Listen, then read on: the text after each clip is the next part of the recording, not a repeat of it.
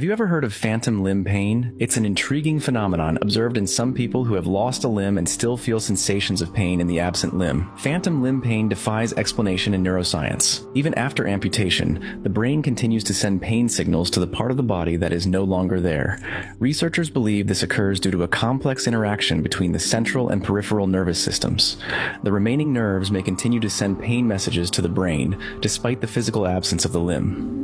Additionally, the brain's reorganization after limb loss may contribute to this painful sensation. The brain tries to adapt to the new reality, which can lead to confusion in sensory signals. Although phantom limb pain poses a challenge for doctors and scientists, there are therapeutic approaches that can help alleviate these sensations. Treatments such as nerve stimulation, mirror therapy, and psychological interventions have shown effectiveness in some cases. For those experiencing phantom limb pain, support and understanding are crucial in coping with this unique and challenging condition.